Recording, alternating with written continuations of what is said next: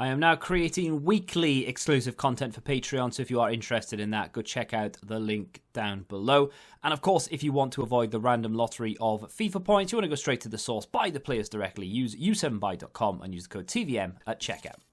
What is going on, guys? TVM here. Welcome back to another player review. Guaranteed team of the season packs are out. You may have just gotten this guy and been a little bit disappointed to find out that you've gone and spent the requirements on a 40k player. Well, don't be too disheartened. Okay, fair enough, you could have gone and bought him for 40k, but you've got him now.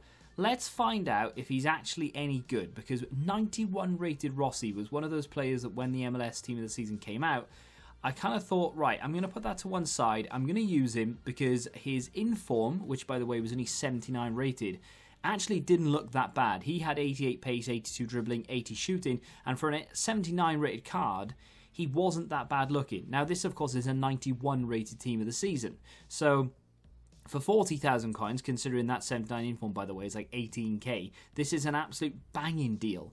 You've got 98 acceleration, 97 sprint speed, 86 reactions and 85 composure. In the dribbling stats aren't very good. We've picked those out. I've skipped to the dribbling because that's where the stats show me on Footbin. I don't actually watch I watch the clips back and the end screen, and we'll talk about that. But when it comes to this bit, I take all my information from Footbin. I don't know why.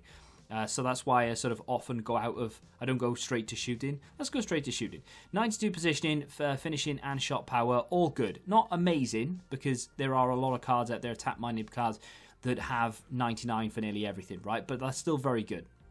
84 long shots, volleys and penalties. Penalties in particular are terrible. His set pieces generally are awful. I wouldn't take corners with him, I wouldn't take free kicks with him, and I wouldn't take penalties with him. I just get him as far away from set pieces as possible. But his finishing, position, shot power is very good. His passing, again, it's in that category of very good, but not perfect, which is, in my opinion, fine for a 40k player, right? So 90 short passing, 93 vision. Unfortunately, his crossing at 80 isn't very good. The silver lining of that, of course, is that you're not really going to be crossing the ball. Get into the byline and drilling it across, or a double tapping pass across, isn't the same as a cross itself. So I wouldn't worry about that.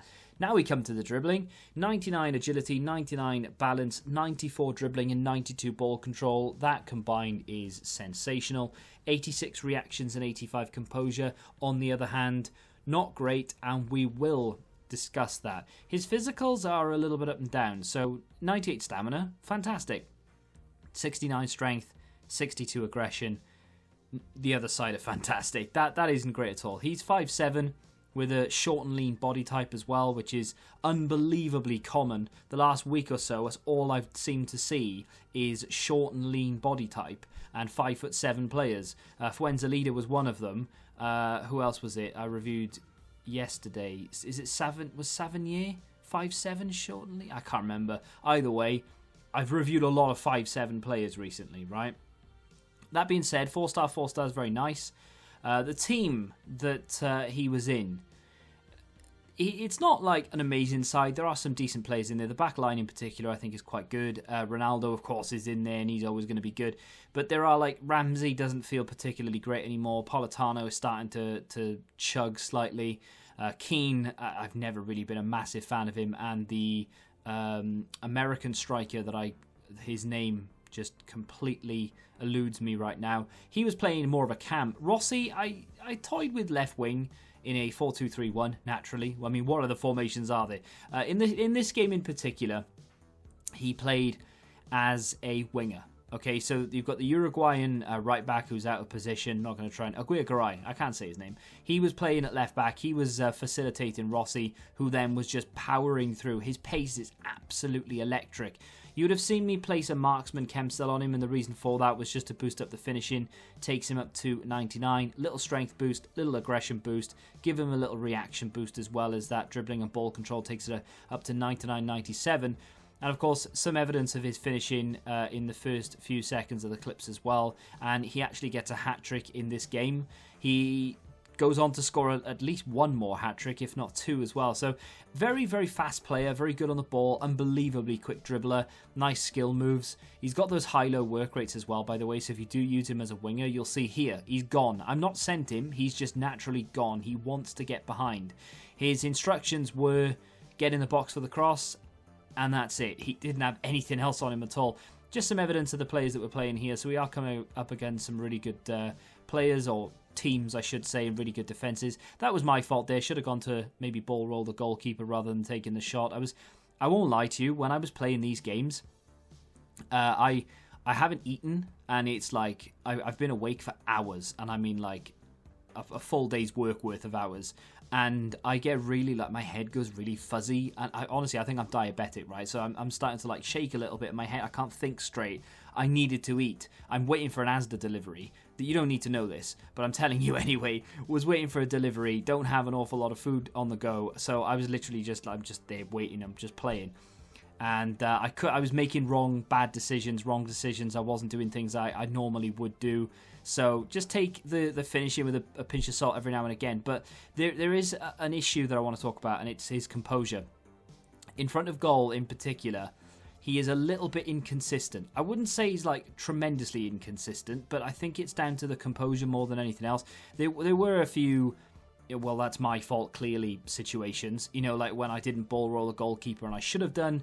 You can chalk that up to just me not being there at the races, if you will. And then there was another time where I did ball roll the keeper, but the keeper sort of stopped coming. That was my fault. I then tried to take it near post. What I should have done in that situation, I think, is either held it up a little bit and waited for some support, or gone at the keeper again. But I was, too hasty, and I snapped at it, and it just wasn't it really. Lovely little ball roll there. We get in, and a nice little left-footed finish. He is right-footed, so the weak foot coming up trumps there. And I think this is yet another game that he gets a hat-trick in. I can't quite remember. Actually, maybe it isn't. I can't remember the games. He did score at least 2, if not 3 hat-tricks for me, though. He should have scored there, and he didn't. And I'm going to put that down to composure, just sort of snapping at the shot more than anything, because there aren't many scenarios where that doesn't go in. I should have gone near post because it's just overpowered, but just trying to vary the finishing a little bit and test to see what I can and cannot get away with.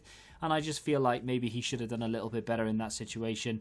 Definitely could have scored it if I really wanted to, but like I said, I was just trying to go to that go across goal with that finesse.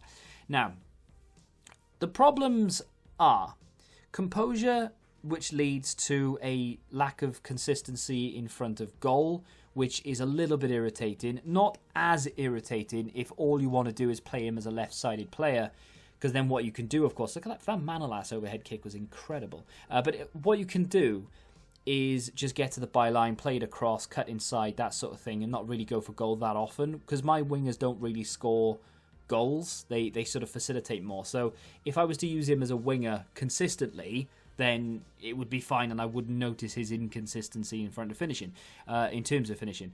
But I used him more as a striker than anything else because I wanted him involved, and I get more out of my strikers. So I thought I'm going to get to see what he's all about using him as a striker. Did play with him for a game as a left wing, like I said, because I wanted to know what he was like in his natural position. But that kind of brings me to my next problem.